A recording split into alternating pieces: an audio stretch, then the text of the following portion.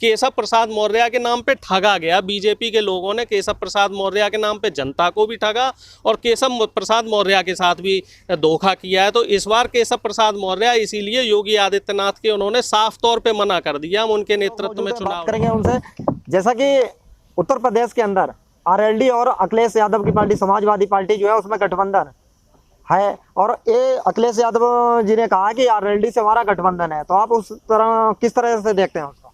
भाई देखिए, ऐसा है, इस समय विपक्ष को एकजुट होकर मजबूती से भारतीय जनता पार्टी के खिलाफ चुनाव की तैयारी करनी होगी, क्योंकि भारतीय जनता पार्टी किसान ही नहीं, किसान के साथ जो देश का युवा है, हमारे प्रदेश की देश की जो महिलाएं हैं और जो मध्यम वर्गीय है या फिर निम्न वर्गीय मध्यम वर्गीय लोग जो हैं, जो मजदूर हैं और जो छोटे छोटी नौकरियां करते हैं 10,000, 15,000, 20,000 की, तो इनके हित में काम नहीं कर रही हैं। अब आप एक बताइए, मैं एक आर्टिकल पढ़ रहा था, उसमें ये बताया गया है कि जो देश के बड़े बड़े पूंजीपति हैं उनको तो आपने टैक्स रिबेट के नाम पे सब्सिडी दे दी, और वो सब्सिडी दी गई है उनको 15 से 25% तक। जो बड़े उद्योगपति हैं उनको 30% अपनी आय का 30% सरकार को टैक्स देना होता है, उसमें से 20-22% तो इन्होंने सब्सिडी दे दी। सब्सिडी देने के बाद क्या हुआ कि सरकारी खजाना धीरे धीरे खाली होना शुरू हो गया। तो अब इस सरकारी खजाने को कहाँ से भर रही है ये सरकार? ये ऐसी सरकार, पहली सरकार ऐसी आई है जो चुनी तो गई है जनता द्वारा, चुनी गई है गरीबों द्वारा, मजदूरों द्वारा, लेकिन काम किसके लिए कर रही है? अमीरों के लिए। तो अब उस सरकारी खजाने को भरने के लिए इन्हें डीजल के, पेट्रोल के, घरेलू गैस के और जो रोजमर्रा के सामान है उनकी कीमतें लगातार बढ़ानी पड़ रही हैं। सिर्फ डीजल और पेट्रोल के दामों से पिछले 5 साल में 12.5 लाख करोड़ रुपए का राजस्व इस सरकार ने वसूला है। तो साफ तौर पे आप देख रहे हैं कि इतनी जो मार है, ये मार किस पे पड़ी है? आम आदमी पे पड़ी है। आम आदमी की जो जैसा कि आपको क्या लग रहा है कि जो महंगाई दिन पे दिन बढ़ती जा रही है, डीजल और पेट्रोल के दाम दिन पे दिन बढ़ते जा रहे हैं, वहीं जो है सब्जियां महंगी हो रही हैं, तो ये जो महंगाई का असर जो है चुनाव पे फर्क पड़ेगा क्या? बिल्कुल, इस बार का जो मुद्दा है वो महंगाई, बेरोजगारी और भ्रष्टाचार ही मुद्दा है। इस सरकार में भ्रष्टाचार, बेरोजगारी और महंगाई इतनी बढ़ी है कि आम आदमी की, मजदूर की कमर टूट गई है। इस बार आदमी दिवाली नहीं मना पाएगा। इस बार जो आम आदमी है, मजदूर है, उसकी दिवाली काली रहने वाली है। घरेलू सिलेंडर 1,000 रुपये का हो गया, कॉमर्शियल सिलेंडर 2,000 रुपये का हो गया, डीजल पेट्रोल की कीमत आप देख ही रहे हैं, सब्जियों की कीमत देखो। इस समय कोई भी सब्जी 50 रुपये, 60 रुपये से कम नहीं है। जो टमाटर है वो 60 रुपये, प्याज भी आपका 50-60 रुपये मिल रहा है। कोई सब्जी आप बाज़ार में चले जाओ 50-60 रुपये किलो मिल रही है। तो आदमी के लिए तो इस समय ये समस्या आ रही है कि वो 2 वक्त की रोटी का जुगाड़ कैसे करे।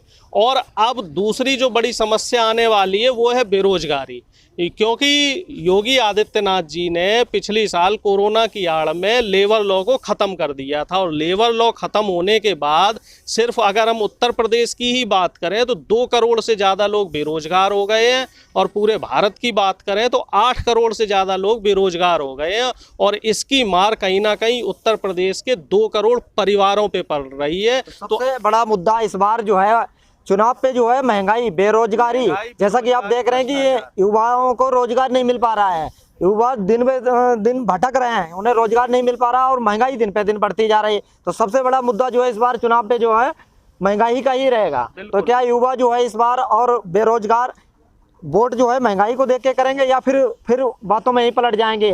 भाई देखिए, हिंदू मुस्लिम करके देख ही लिया। हमने बीजेपी को जो सत्ता में लाए थे वो हम इसलिए लाए थे कि भारतीय जनता पार्टी का जो चुनावी वादा था वो ये था कि हम आके महंगाई कम करेंगे, रोजगार देंगे, महिला सुरक्षा की सुनिश्चिति करेंगे। लेकिन ये तीनों मुद्दों पे फेल रहे। इन्होंने सिर्फ सांप्रदायिक दंगे फैलाए, हिंदू मुस्लिम कराया, फिर उसके बाद जातिवाद किया इन्होंने, और अब ये किसानों के पीछे पड़ गए हैं। बीजेपी दावा कर रही कि कार्य किए हैं, जैसे 370 हो गया या राम मंदिर हो गया, ये सारे कार्य करने वाले हैं। लेकिन जो इनके मैनिफेस्टो के 15 कार्य थे उनमें से सिर्फ 2 कार्य हुए। राम मंदिर पे काम हुआ और 370 पे काम हुआ। इसके अलावा 2 करोड़ रोजगार पे काम नहीं हुआ। महिला सुरक्षा पे काम नहीं हुआ, आपकी महंगाई पे कोई लगाम नहीं लगा पा रहे हैं ये, और जो और भी चीज़ें हैं जैसे लेबर लॉ है और जो रोजगार की बात हो रही है। अगर योगी आदित्यनाथ की बात की जाए उत्तर प्रदेश की, 70 लाख रोजगार देने का इन्होंने वायदा किया था 2017 में, और अभी तक सिर्फ 6 लाख लोगों को रोजगार दे पाए हैं, और उसमें से भी 50,000 से ज़्यादा, जो 60,000 से ज़्यादा शिक्षकों की वैकेंसी है उसमें धांधली देखने में आई है। उसके लिए पिछले 2 साल से वो शिक्षक अभी भी धरना प्रदर्शन दे रहे हैं, प्रोटेस्ट कर रहे हैं, उनकी मांग नहीं सुनी जा रही है।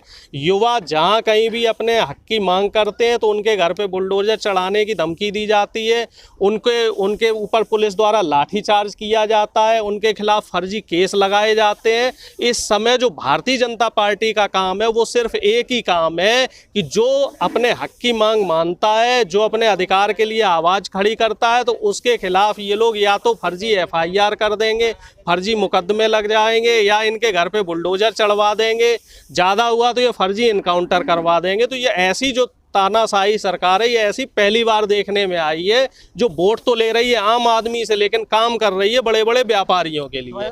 आपको क्या लग रहा है कि जैसा कि अखिलेश यादव के परिवार में फूट डली हुई है, वहीं जो है उनके चाचा शिवपाल सिंह ने जो है मुलायम सिंह जी से मुलाकात की और कहा है, तो मुलायम सिंह का बयान निकल के आया कि हम आपके लिए प्रचार करेंगे, उनमें क्या संगठन बन सकती है क्या? विपक्ष में किसी भी पार्टी में कहीं फूट नहीं है, ये बीजेपी का और जो पेड मीडिया है, गोदी मीडिया है, इनके फैलाए हुए प्रपंच है।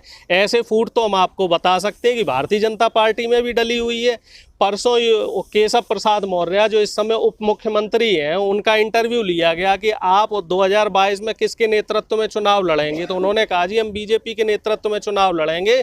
साफ तौर पे वो योगी आदित्यनाथ का नाम लेने से मुकरते रहे, लेकिन इस चीज को जैसा कि पिछले चुनाव में क्या हुआ था कि केशव प्रसाद मौर्य जो है उत्तर प्रदेश के मुख्यमंत्री के दावेदार थे और उनका नाम लिस्ट में सबसे पहले था, और उसके बाद क्या हुआ कि ये योगी आदित्यनाथ जी को बना दिया गया। केशव प्रसाद मौर्य जी के साथ तो धोखा किया गया, उनके नाम पे वोट लिए गए, क्योंकि उत्तर प्रदेश में 40% से ज़्यादा OBC समाज का लोग है, और OBC ही उत्तर प्रदेश में जो सत्ता है, सत्ता में किसे बैठाना है किसे हटाना है उसको OBC कैटेगरी ही तय करती है। 40% के आसपास OBC है और 20-22% के आसपास SC ST के लोग हैं। तो ये लोग जिस तरफ वोट डालते हैं सत्ता उसी की बनती है। तो इनको हम बीजेपी के नेतृत्व में चुनाव लड़ रहे हैं, और बीजेपी में इस समय 2 फाड़ है, लेकिन इस चीज को मीडिया नहीं दिखा रही है। जैसा कि आपका कहना है कि चुनाव बीजेपी के नेतृत्व में लड़ेंगे, और जो आगे चुनाव अगर बीजेपी जीतती है तो फिर बीजेपी में एक फूट दरार डल सकती है, क्योंकि मुख्यमंत्री के दावेदार योगी आदित्यनाथ भी जो है वो भी करेंगे और केशव प्रसाद मौर्य, और तीसरा चेहरा और भी है उसमें। भाई एक चीज आप स्पष्ट तौर पे समझ लो, भारतीय जनता पार्टी को 50 से ज़्यादा सीटें नहीं मिलेंगी। RSS के जो इनके खुद के सर्वे हैं, वो सर्वे ये बता रहे हैं कि भारतीय जनता पार्टी 60 से 70 सीटों पे सिमट रही है। और कहते हैं ना, जब जहाज डूबने वाला होता है तो उसमें जो छोटे छोटे जो चूहे हैं ये पहले कूदना शुरू कर देते हैं। तो भारतीय जनता पार्टी का जहाज अब डूबने वाला है, इसी वजह से इसमें अंतर्कलह देखने में आ रही। सीतापुर के जो विधायक हैं राठौर साहब, वो समाजवादी पार्टी ज्वाइन कर चुके हैं। ऐसे ही इनके भारतीय जनता पार्टी के छोटे बड़े नेता विधायक जो के बारे में क्या कहेंगे? जैसा कि BSP पूरी तरह से जो है उत्तर प्रदेश के अंदर खत्म होती दिखाई दे रही है, उनके नेता टूट के जो है समाजवादी में शामिल हो रहे हैं आके। BSP तो इस समय भारतीय जनता पार्टी की B टीम की तरह काम कर रही है। वो ये इसी वजह से क्या उनके नेता जो है पार्टी को छोड़ के और समाजवादी ज्वाइन कर रहे हैं और दूसरी पार्टियां ज्वाइन कर रहे हैं। इस समय अगर उत्तर प्रदेश की बात करें तो सिर्फ 3 पार्टी हैं जो सक्रिय रूप से हैं। एक तो शासनधारी बीजेपी, दूसरी समाजवादी पार्टी और तीसरी कांग्रेस। कांग्रेस में भी अभी पिछले 2-3 महीने में देखने में आया है कि कांग्रेस दोबारा से जो है उत्तर प्रदेश के अंदर अच्छा प्रदर्शन कर रही है, उभर रही है, दोबारा से उभर रही है। और ये अगर कांग्रेस मजबूत होती है तो इससे नुकसान साफ तौर पे भारतीय जनता पार्टी को नुकसान होगा। और साफ तौर पे आप देख लेना, जो इस बार का चुनाव है इसमें भारतीय जनता पार्टी हो सकता है तीसरे नंबर पे ना रह जाए। जैसा कि आपने देखा कि हमारे साथ जो है किसान भाई जुड़े हुए, तो वो यही कह रहे हैं कि इस बार जो है बीजेपी का पूरी तरह से किसान सफाया कर देंगे और उनकी औकात जो इस बार जो है दिखा देंगे। उत्तर प्रदेश के किसान की भूमिका उत्तर प्रदेश के अंदर क्या है। गाजीपुर बॉर्डर से इमरान खान, बेबाक न्यूज़ इंडिया।